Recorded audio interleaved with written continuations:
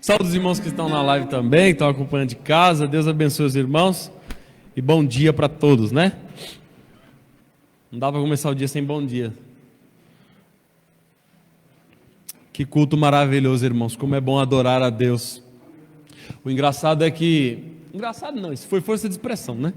O interessante é que todos os louvores exaltaram ao Senhor, e o primeiro ainda falou do extremo amor de Deus, irmãos, que coisa perfeita.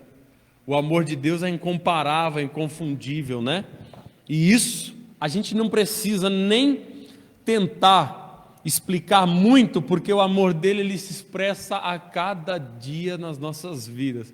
Todas as vezes que nós levantamos pela manhã e vemos o quanto Deus foi bom, provendo um dia maravilhoso e provendo as nossas necessidades, pronto, já está explicando todo o tamanho do amor de Deus. Mas eu quero falar agora do nosso amor para com Ele, porque isso é difícil demais. Deus nos amar já é uma coisa corriqueira.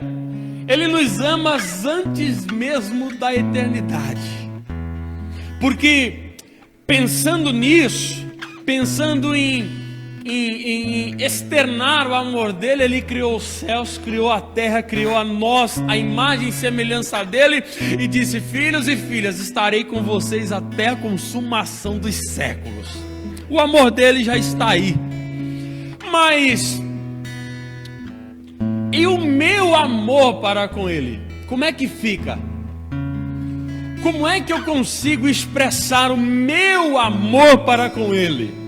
Porque nos amar, ele já nos ama. Agora, será que, pastor Marcelo, eu consigo amar a Jesus, amar a presença de Deus? Será que todos os dias, todos os momentos da minha vida, eu anseio ter a presença dele do meu lado a todo tempo? Será? Você já viu só quando a gente olha assim nos carros, assim na rua, ou às vezes até mesmo na porta de casa, tem um adesivo escrito assim: Deus é fiel. Isso é muito óbvio. Isso é muito fácil de dizer. E ao contrário, colocar um adesivo agora, igual você falou agora, eu sou fiel a Deus. Fica difícil. Falar do amor de Deus para conosco é maravilhoso. Agora, expressar o nosso amor para com Ele é muito difícil.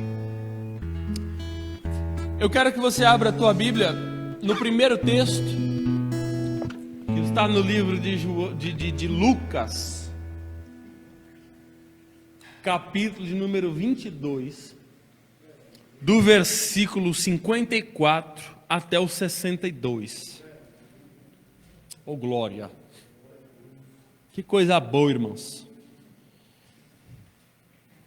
Eu vim aqui, eu cheguei na igreja, eu vou contar para os irmãos, às vezes a gente tem dessas, né? Eu cheguei na igreja, irmãos, e eu falei: Jesus, será se é mesmo esse texto? Será se é isso que o Senhor está querendo? Me dá uma confirmação. E a gente é tão incrédulo de coração que Jesus confirma e fala: não, isso não adiantou não, dá outra.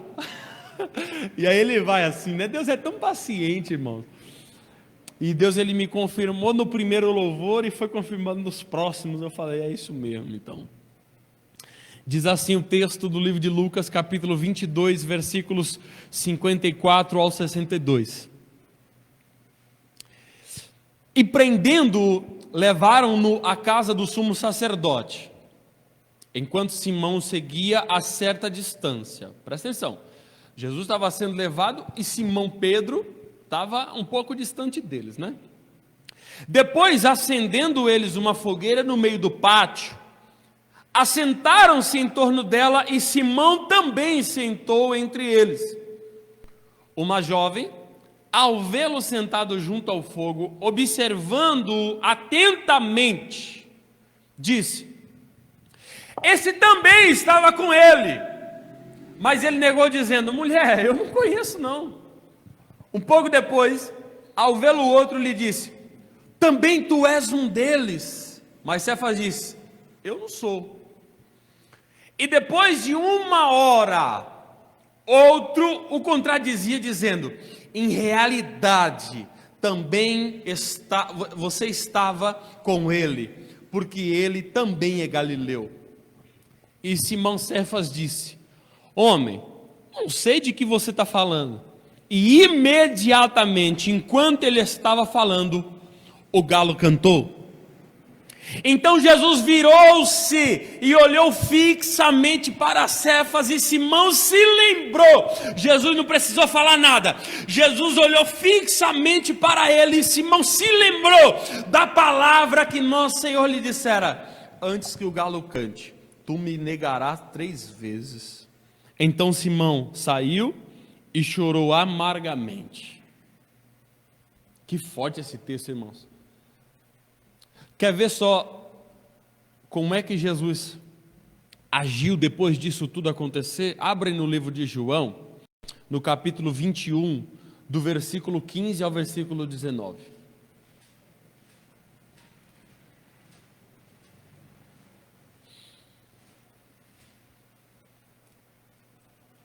João 21, do 15 ao 19.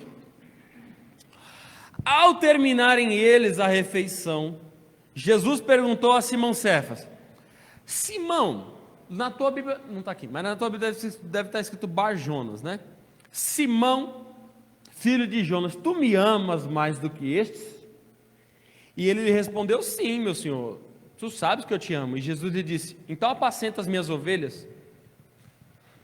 E voltou a lhe perguntar por segunda ocasião: ô Simão, filho de Jonas, tu me ama? E ele respondeu: sim, meu senhor, tu sabes que eu te amo. E Jesus lhe disse: então apacenta as minhas ovelhas. E depois de algum tempinho, voltou a lhe dizer por terceira vez: ô Simão, deixa eu te perguntar uma coisa, você me ama? Aí, aconteceu um negócio aqui. Simão se entristeceu, porque ele estava perguntando pela terceira vez se ele amava. E Simão respondeu: meu senhor, tu sabes de todas as coisas, tu sabes que eu te amo. E Jesus lhes disse: então apacenta as minhas ovelhas. Sabe por quê? Porque em verdade te digo que quando eras mais jovens, tu mesmo te cingias os lombos e andavas por onde querias. Mas quando envelheceres, estenderás tuas mãos e outro te cingirás os lombos e te levará aonde não queiras. Isto Jesus disse, mostrando com que morte ele haveria de glorificar a Deus. Depois de haver dito isso, lhe disse: segue-me. Amém? Toma um assento em nome de Jesus. Aleluia. Irmãos, eu confesso que eu li essa mensagem e eu fiquei matutando muito tempo, porque são coisas opostas,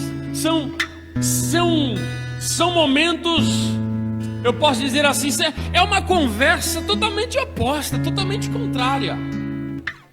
No livro de João, esse primeiro texto que nós lemos falando da negação de Pedro, nessa primeira negação em que uma jovem olha para Pedro fixamente, lá no livro de João, o texto está dizendo que 2 discípulos, lembra que isso aqui é casa do sumo sacerdote, ninguém entra na casa do sumo sacerdote sem ser convidado, ninguém.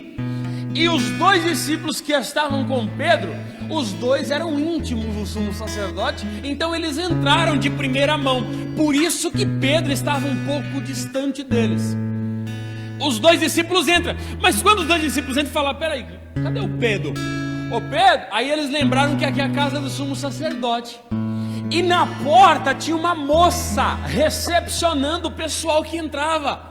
Ali haveria de acontecer um julgamento, então tinha uma moça na porta observando o pessoal que entrava. Então entrou o primeiro discípulo: pois não, mas o sumo sacerdote está esperando você.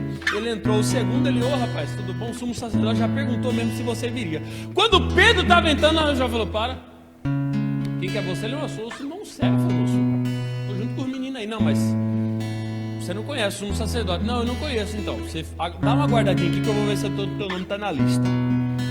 Os 2 que estavam lá dentro voltou e falou: moço, nós esquecemos o Pedro. Foi lá e falou: ô menina, deixa eu te falar uma coisa, o Pedro está junto com a gente, ele pode entrar? Vocês garantem que ele está junto com você e que não vai? Não, pode deixar o Pedro entrar. Quando o Pedro entrou, observa, a menina ficou olhando atentamente para ele, por dois motivos. O primeiro eu já entendo, porque ele não tinha sido convidado, ele nem conhecia o sumo sacerdote. E o segundo motivo é porque ela se lembrou de que um dia ela viu esse Pedro junto com o prisioneiro que estava sendo julgado lá dentro. Então peraí, eu sendo porteira, eu sou porteira, irmãos, viu? Hoje eu estou em outra função, mas eu sou porteiro e eu amo essa função. Quando você põe o terninho aqui, ó, a gravata com o emblema da empresa, você pensa que você é polícia. Então você fica parado aqui, só aqui, ó, no balango, porque não tem mais nada para fazer. Porteiro é esse trampo aqui, que é o trampo do porteiro. Você pergunta, ô porteiro, o que você faz? Eu dou bom dia e tomo café quando o pessoal traz. Então ela ficou atentamente. Primeiro, como é que eu deixo uma pessoa entrar se ela não foi convidada? Ela nem conhece o sumo sacerdote, mas ele está entrando porque ele está acompanhado de outras pessoas que o conhecem. E o segundo motivo, peraí, eu já vi esse rapaz junto com esse homem que está sendo preso aí, que está sendo julgado. Deixa eu olhar atentamente para ele, para ver quais são os movimentos, para ver o que ele vai fazer. Sabe por que essa moça olhou atentamente? Porque Pedro estava todo o tempo do lado de Jesus. Todo o tempo Pedro andava junto de Jesus. Pedro fazia algumas... Essa palavra é meio chula, mas eu não vou nem usá-la, porque eu estou em cima do altar. Mas Pedro fazia algumas coisas às vezes que era meio fora de mão. Fazia. Uma vez, deixa eu só para os irmãos lembrarem quem era Pedro, para você entender como ele era meio sem noção. Umas vezes eles estavam em cima do monte, Pedro, Tiago, João e Jesus. E aí Jesus se transfigurou, ele ficou com a mesma imagem assim, sabe, resplandecente que ele tem lá no céu. E também desceu a personificação de duas pessoas maravilhosas do Antigo Testamento, Moisés e Elias. Quando Pedro viu aquele negócio, ele ficou pasmo. Ele falou, peraí, eu não estou entendendo o que está acontecendo aqui. Ele ficou estarrecido, ele ficou sem saber o que fazer. Do nada, eles estavam conversando, os homens transfigurados assim, eles estavam conversando, e do nada Pedro lançou uma dessa. Ô rapaziada, eu acho que a gente vai ficar com fome. Será que não era bom de montar uma tenda para a gente fazer um piquenique aqui? Jesus falou, rapaz, você não sabe nem o que você está falando, fica quieto. Pedro era esse cara. Pedro era esse cara que, se alguém chegasse para tentar pegar Jesus, ele sacava da espada, ele arrancava a orelha, o que fosse preciso. Pedro era esse cara. Pedro era o cara que, quando Jesus estava deprimido, falando da tua morte, falando do teu sofrimento, Pedro achou que iria ajudar, uma ajuda moral, e falou assim, ô Jesus, calma que você não vai morrer não. Jesus, mais uma vez, vendo a inércia de Pedro, vendo o quanto ele estava tomado pelo amor, pela vontade de deixar Jesus confortável, mas ele sabia muito bem qual era a intenção do diabo, de tirar ele do foco da crucificação. Jesus fala assim, ô Satanás, você está repreendido, sai de perto de mim. Pedro era esse cara. Todas as vezes ele estava junto de Jesus. E aquela moça na porta da casa do sumo sacerdote olhava para Pedro fixamente. Irmão, eu sou tão desconfiado. Eu ando na rua assim, ó. A Ju fala, o que você está olhando para trás? Eu falo, nada, moço, você não sabe quem é que está vindo por trás. Eu não uso nem fone de ouvido, de tanto que eu sou desconfiado. Se eu sento na casa do sumo sacerdote e aquela mocinha fica me olhando de canto de oi, eu não vou conseguir ficar em paz. Imagina Pedro dentro da casa do sumo sacerdote e a moça olhando para ele. Pedro faz assim, ela está olhando. Aí ele disfarça. Aí ele olha de novo, ela está olhando para ele de novo. Fala, moça, o que essa mulher está me olhando, hein? Sabe o que acontece? Quando nós nos aproximamos de Jesus, nós viramos alvos dos olhos dos homens da terra. Quando nós nos aproximamos de Jesus, nós viramos o foco. Sabe por quê? Porque o mundo quer nos olhar e tirar de nós qualquer lasquinha que diga: ele errou, ela errou, ele está em pecado, ela está em pecado. É ele sim, porque ele estava junto com esse homem.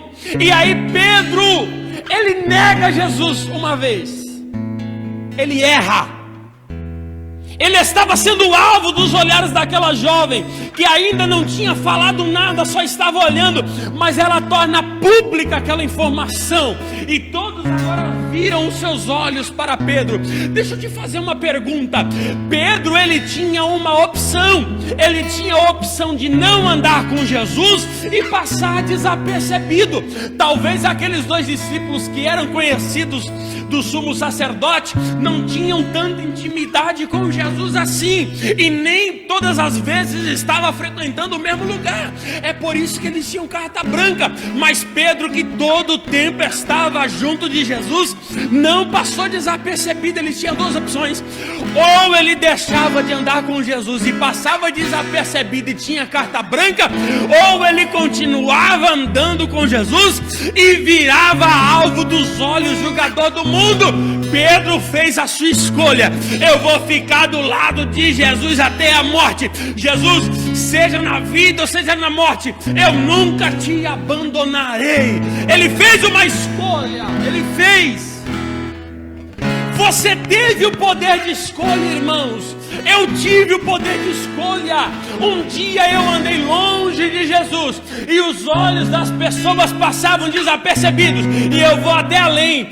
Dentro da minha casa os olhos passavam desapercebidos de mim. Mas quando eu decidi andar do lado de Jesus, eu virei alvo do mundo julgador. Eu virei alvo do dedo apontador. Eu quero te dizer uma coisa: você teve uma escolha: andar longe de Jesus e passar desapercebido, ou andar com Jesus na intimidade e virar alvo do mundo. Se você fez a escolha de andar do lado de Jesus e virar alvo do mundo, deixa eu te dar uma notícia: o amor de Deus envolveu a tua vida de tal forma que você nunca mais vai entrar e sair do lugar sem carregar em você a identidade de Cristo, a marca de Cristo, a pessoa de Cristo incrustada em você. Oh, glória! Irmão, há uma diferença entre criatura e filho. Criatura é todos aqueles que foram criados por Deus. Filho de Deus é aquele que confessa Jesus e que diz: não, esse é o Deus, esse é o Cristo, é esse que eu quero viver do lado. Eu sou dele e ele é meu. A partir de agora não vive mais a minha vontade, mas ele vive em mim em todo tempo, em todo tempo. Oh, glória. Pedro olha para a menina e fala: você está ficando doida, rapaz, eu não conheço esse homem não, moço. Deixa eu ficar na beirada da fogueira que tá calor, tá frio aqui. Mas quando a menina fala, todos passam a olhar para Pedro.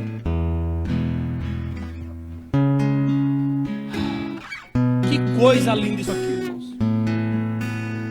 Um pouco depois, ao vê-lo, outro homem disse: também tu é um desses. Mas Cefa disse: eu não sou, rapaz, eu acabei de falar para a moça ali na porta que eu não tenho nada a ver com esse homem. A segunda vez ele nega.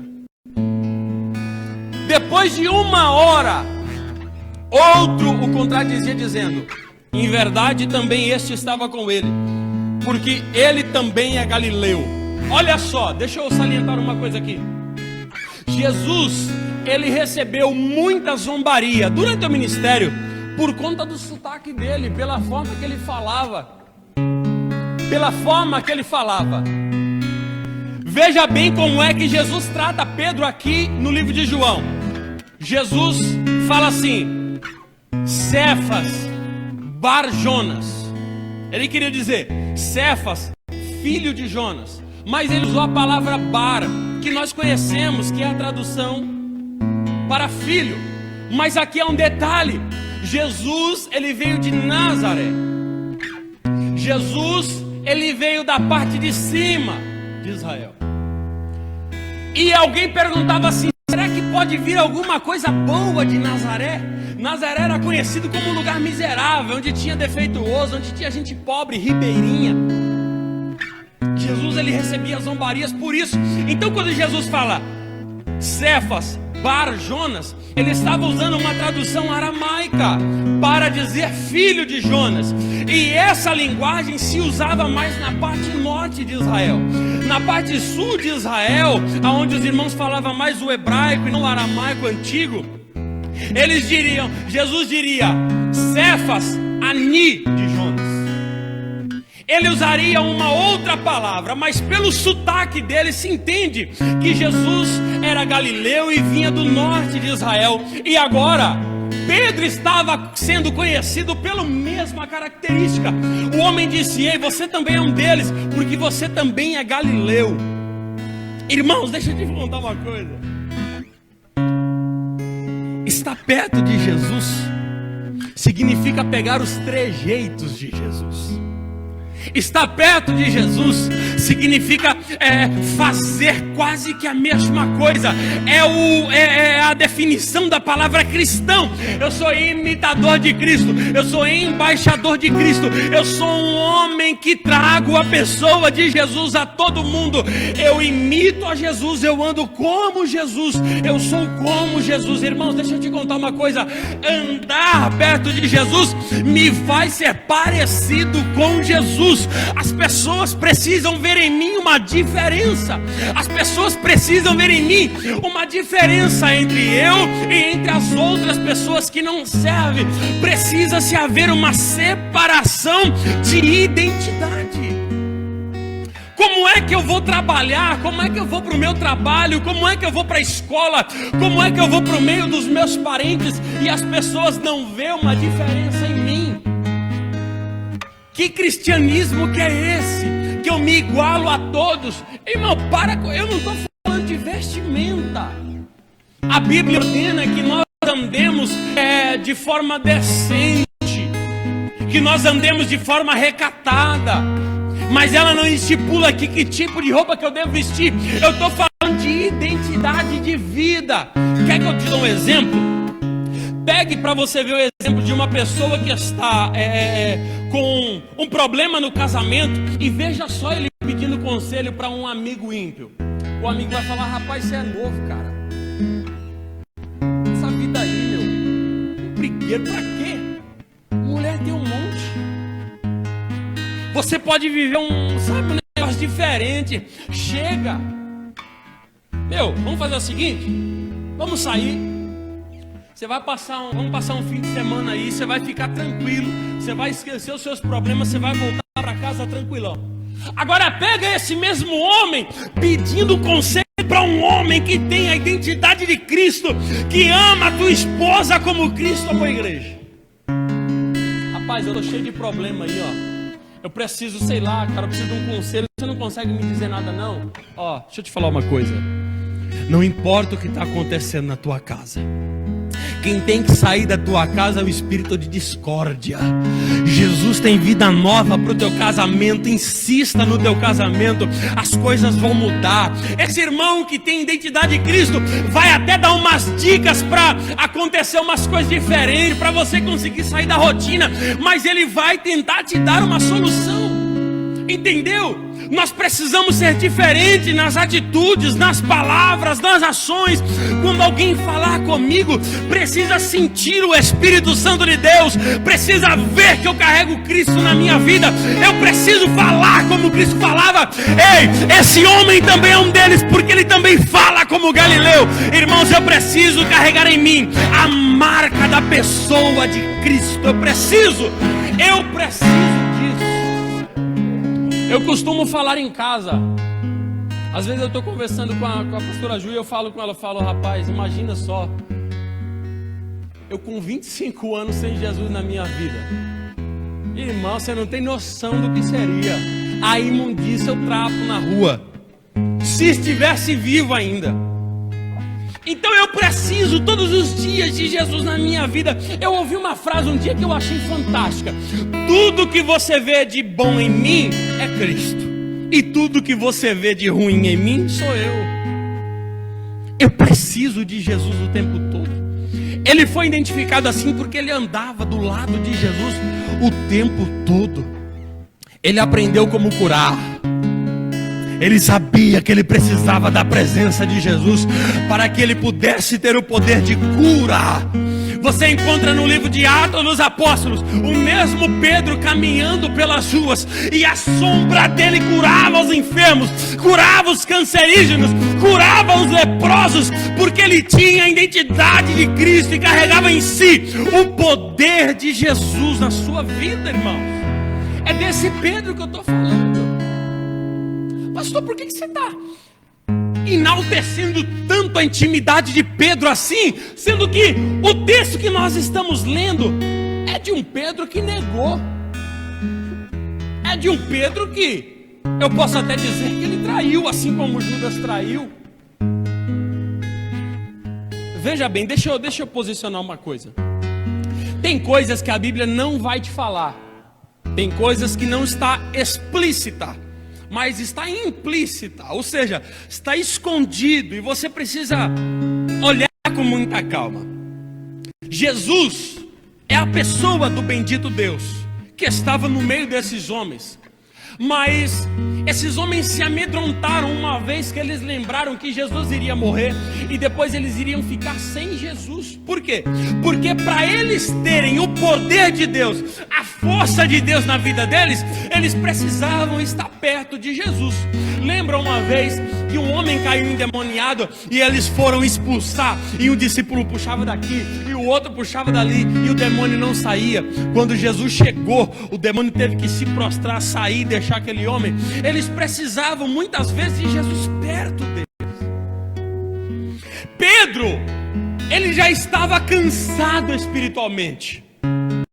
Pedro não estava negando Jesus por iniquidade, porque ele era um homem falso. Não, irmãos, era difícil caminhar nessa época, ainda mais sabendo que Jesus iria morrer. Quer um sinal disso? O que aconteceu depois que Jesus foi crucificado? Todos os discípulos se esconderam, eles ficaram presos com medo da represália. Eu não me lembro quem foi que pregou aqui, eu não me lembro muito bem, mas foi esses dias atrás que foi a pastora Célia. A pastora Célia falou do fardo de Jesus, que é leve. Jesus disse assim: olha, todos os que estão cansados e carregados, vinde a mim, então, que pega o meu cargo e deixa o teu, que o teu é pesado e o meu é leve.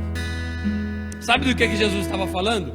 Jesus estava se referindo ao peso religioso e político que era imposto pelos fariseus, pelos judeus ortodoxos. E ele disse assim: olha, pega o meu fardo, que o meu fardo é leve. Ele estava dizendo: deixa o fardo dessa religião, deixa o fardo desse poder político, deixa o fardo dessa cúpula e vem levar o meu fardo. Deixa o teu fardo que eu carrego. Jesus estava dizendo: eu vim para cumprir a lei para você.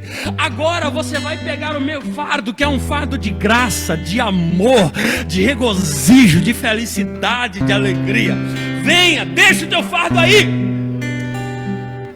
Então, Pedro já estava cansado espiritualmente, como todos os outros irmãos, e ele nega Jesus.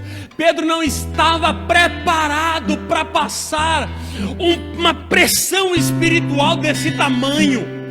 Vendo teu mestre morrer, vendo teu mestre apanhar, eu consigo imaginar e me colocar no lugar de Pedro. Se com Jesus estava acontecendo isso, que já começou o teu ministério indo contra o sistema religioso, imagina em nós, que há pouco tempo éramos judeus, carregávamos os costumes e do nada deixamos tudo, transgredindo a lei de Moisés agora para seguir esse Jesus. Falo de transgressão porque era essa a visão dos judeus. O peso vai ser muito maior. Então Pedro aquele já estava com medo, e Jesus já tinha previsto isso, dizendo: Pedro, vai com calma nessa tua euforia, porque antes que o galo cante, você vai me negar 3 vezes. E na terceira vez Pedro negou. Imagina a dor no coração desse homem. Irmãos, se você puder conjecturar comigo, se você puder imaginar comigo essa cena, por favor, imagine, eu já estou indo para o final. Imagine só Jesus sendo açoitado, Jesus tomando tapa, tomando chute, escarrada na cara, porque foi o que aconteceu. Jesus tomando puxão de cabelo e insultos. E quando Pedro nega pela terceira vez, Jesus só olha assim para Pedro. Só olha, não precisou nem falar nada. Só olhou para Pedro. Pedro já entendeu e já lembrou do dia que Jesus disse: antes que o galo cante, tu me negarás 3 vezes. Ele lembrou e falou: rapaz do céu, peraí, eu neguei na menina lá na porteira lá que estava tentando me barrar. Depois o rapaz que me conheceu, porque a porteira abriu a boca e falou para todo mundo, eu neguei também. E depois de 1 hora eu já tinha esquecido, estava quentinho do calor do fogo. Mais um rapaz me reconheceu e eu neguei de novo. E agora o galo cantou. Se cumpriu a palavra. Eu neguei a Jesus. Ele já sentiu nele o peso da morte de Jesus, irmãos. O peso da morte de Jesus, Pedro já conseguiu sentir. E Pedro saiu chorando amargamente, porque não tinha mais volta, não tinha mais o que fazer. Já tinha negado, já tinha transgredido. E agora? Pedro chora se arrependendo. Eu vou voltar agora à frase que eu disse aos irmãos no início. Jesus nos amar é uma coisa muito óbvia. Isso é óbvio. Ô Jeová. Jesus nos amar é uma coisa muito óbvia. É lógico que Jesus nos ama. Mas e o meu amor para com Jesus? Até quanto que eu suporto dizer que eu amo Jesus? Até quanto que eu suporto dizer que eu amo Jesus? Jonathan, será que eu suporto dizer que eu amo Jesus se a minha luz for cortada? Lógico. Cortou? Mês que vem você paga o acordo todinho que você fez na Enel. Volta a luz. É simples. Eu amo Jesus. Jesus vai providenciar. Jesus é bom. Será que eu consigo dizer que eu amo Jesus quando meu filho estiver no hospital? Vai ser difícil. Porque a gente começa a capengar. É o nosso filho que está no hospital. Deu uma febre forte, deu uma dor de cabeça e ele teve que ir. Ele está lá em observação. Ele agora está... Será que eu amo Jesus? É difícil de falar. Mas quando a gente vê que o menino está melhorando e que ele já está voltando à normalidade, eu amo Jesus. Jesus é bom demais. Agora, será que eu consigo dizer que eu amo Jesus quando eu sou rejeitado por conta da minha religião, por conta de dizer que eu sou cristão? A princípio, é óbvio, eu amo Jesus. Jesus é meu rei, eu vou subir para o céu. Jesus vai me salvar e essa tribulação já vai acabar. Posso ir além agora? Posso ir além? Depois você procura lá no Google, você vai conseguir entender melhor do que você pegar livros para ler. No país existe uma margem que homens que estudam a quanto o evangelho está evoluindo, a quanto o evangelho está alcançando as nações, esses homens fizeram uma margem no mapa, e essa margem chama janela 10x40, fazendo uma medida no mapa mundi. Eles tiraram essa medida. Em uma determinada parte do mundo, abriu-se uma janela, e a medida dessa janela é 10x40. Dentro dessa janela, há inserido alguns países que o evangelho não entra de forma alguma. E se alguém tentar entrar para pregar o evangelho, tem o teu corpo esfolado pelas ruas, é decapitado em praça pública, tem o teu corpo queimado a fogo, porque ninguém quer saber do evangelho lá, e ninguém tem a autoridade para pregar o evangelho. Quer saber de mais uma? Se souberem que você é cristão, não só você, mas a tua família será caçada até a morte de todos. Sabe por quê? Porque nessa janela o evangelho não entra, os homens não deixam. Será que um dia eu passeando por lá e eu pensar em entregar um folheto para alguém e o meu dedo for arrancado, agulhas entrar dentro das minhas unhas, será que eu tenho força para dizer: eu amo Jesus a todo custo? Eu amo Jesus de todo o meu coração. Pedro estava vendo Jesus, irmãos, tomando tapa na cara, recebendo escarrada e posteriormente tendo a tua carne dilacerada pelos chicotes. Você acha mesmo que Pedro, sem ainda ter recebido o Espírito Santo dentro dele, você acha mesmo que ele iria ter força para dizer o tempo todo? É por isso que eu estou dizendo que não foi por iniquidade, mas foi por fraqueza espiritual. Foi por fraqueza espiritual. Irmãos, eu poderia ter sido muito simples nas palavras, mas é bom enfatizar para os irmãos entender a tensão desse homem. Quando você sente uma fraqueza espiritual, quando você sente, sabe assim, uma degradação da tua intimidade com Deus, já não é mais a mesma coisa orar. Antes você orava 2 horas, agora passou 15 minutos, o teu joelho já está doendo, você já não tem mais palavra para expressar. Você começa a orar e começa a vir pensamentos nada a ver na tua cabeça. Sabe por quê? Porque a tua conexão com o céu já não é mais a mesma coisa. Então pensamentos dúbios começam a invadir a tua mente, e o teu momento de oração já se torna um peso. Amanhã você deixa de orar porque está cansado. Depois de amanhã você ora um pouco, mas não é a mesma coisa. Depois do outro dia já não ora mais, e já não ora mais, e já não ora mais. É por iniquidade que você faz isso? Ou é por fraqueza espiritual, irmãos? É por fraqueza espiritual. Como será que é o meu amor para com Cristo? Será que eu suporto todas as coisas por Ele, como Ele suportou por mim? É por isso que Ele foi no meu lugar, é por isso que Ele morreu, é por isso que Ele pagou, porque Ele sabia que eu não ia conseguir. E para Ele a minha alma vale muita coisa. A tua alma vale o mundo todo, a tua alma vale tudo. A tua alma é preciosa. Por isso eu quero falar para os irmãos que estão aqui na igreja e falar para os irmãos que estão na live: se a tua fraqueza espiritual, se o teu cansaço espiritual já te faz pensar que o teu amor já não é mais vivo por Jesus, calma. Fraqueza espiritual não é sinônimo de queda da vida cristã. Se você está cansado espiritualmente, não desista, não saia de perto de Jesus, que uma hora Ele vai sentar com você para conversar na intimidade. Irmãos,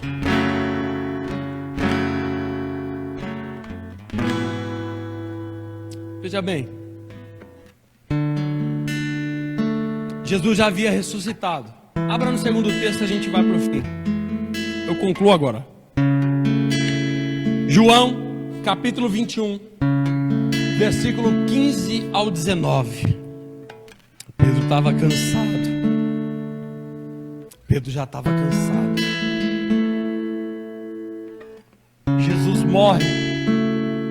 Ele sente o peso da negação dele. E aí um dia ele estava junto com os discípulos, sabe? Lá no mar, e Jesus ele aparece, porque ele já tinha morrido, já tinha ressuscitado. Jesus ele aparece na beirada do mar. E quando eles terminaram uma refeição que o próprio Jesus preparou na beirada do mar. Eu ia para o texto, deixa eu contar isso aqui que é muito interessante. Eles foram pescar, mas Jesus aparecendo na beira do mar,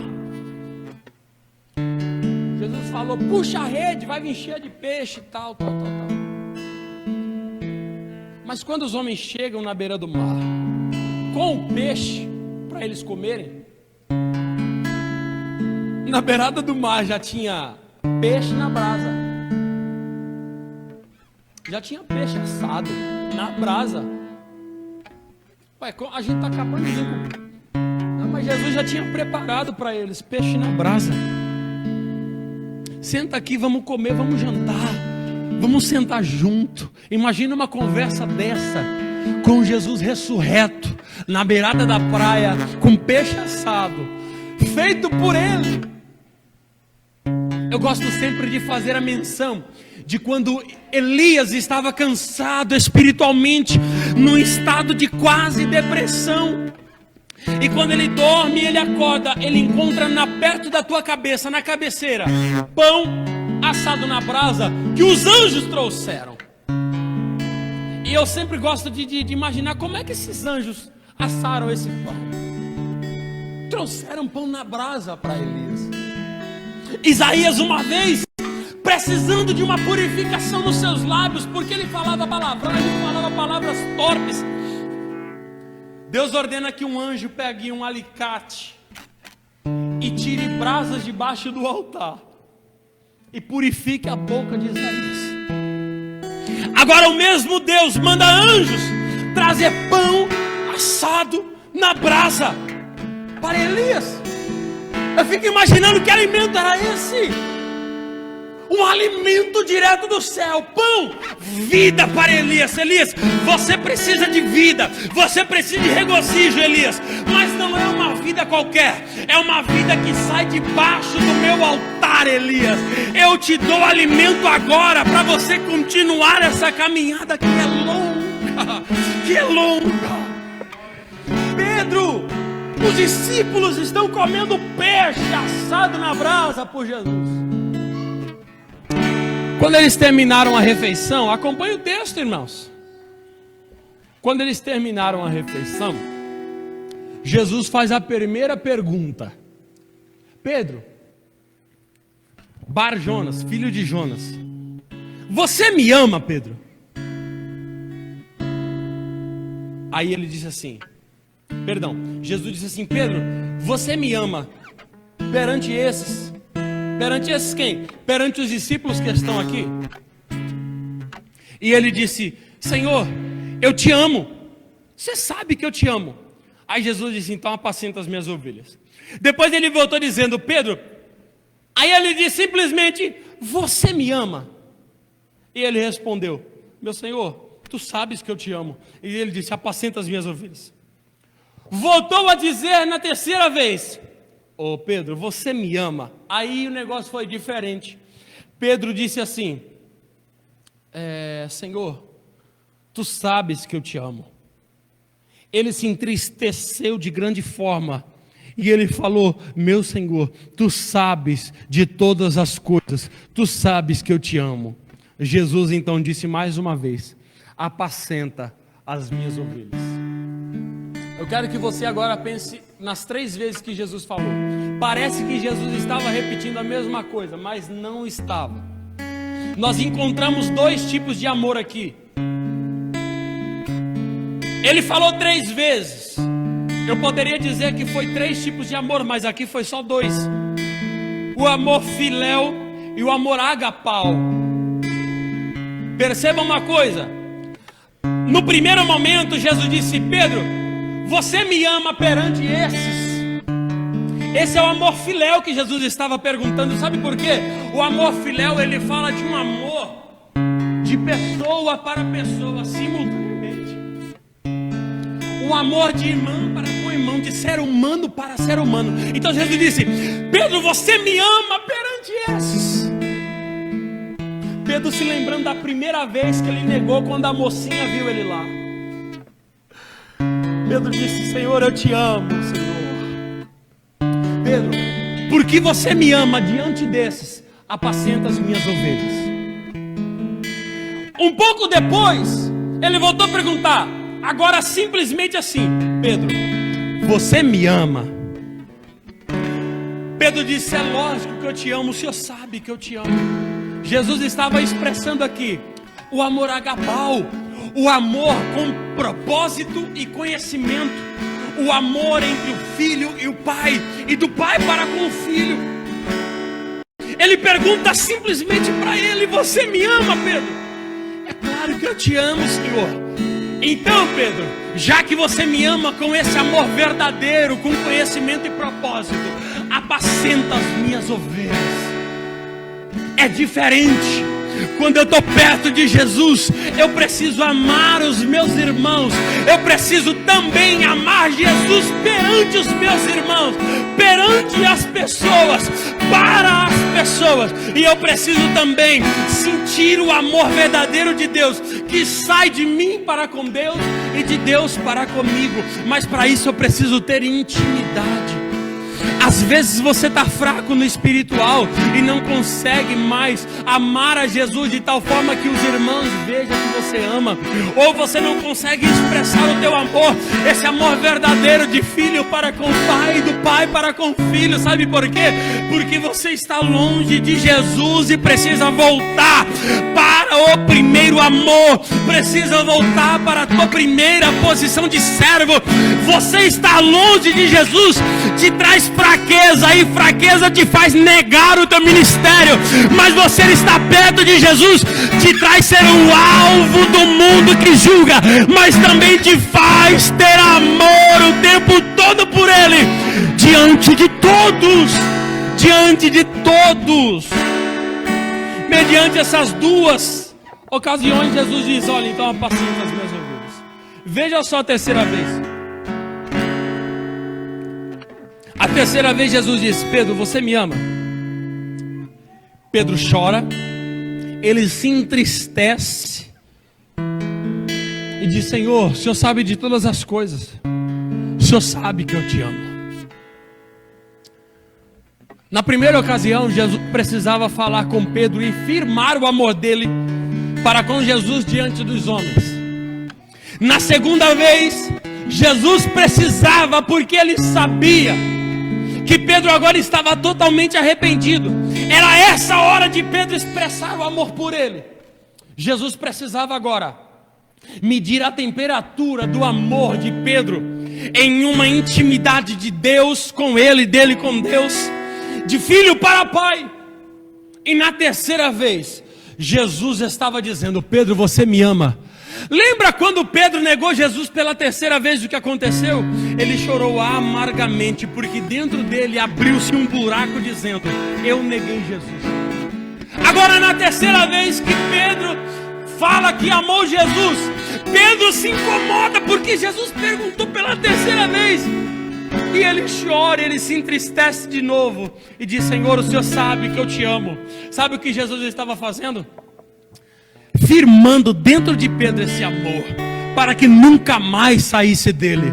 Pedro não estava chorando porque ele estava triste, porque Jesus estava falando pela terceira vez. Pedro estava chorando, estava triste, porque ele lembrou da terceira vez, quando Jesus olha para ele e fazendo ele lembrar de que ele já havia previsto. Pedro agora estava tendo esse amor firmado dentro dele, dizendo: eu nunca mais abandono esse Jesus. Eu nunca mais nego a pessoa bendita desse Jesus. E eu fecho essa palavra, eu só quero salientar algo: o ministério de louvor se posiciona. Irmãos, no livro de Atos dos Apóstolos, quando todos estavam reunidos lá no cenáculo, no dia em que se cumpria a festa de Pentecostes, todos estavam adorando a Deus, e eles se movimentavam como alguém que tinha bebido bebida forte. Eles se movimentavam como se eles estivessem bêbados. E homens que vinham de todas as regiões perto de Jerusalém olhavam para aqueles homens e diziam: esses homens estão bêbados, esses homens estão cheios de mosto.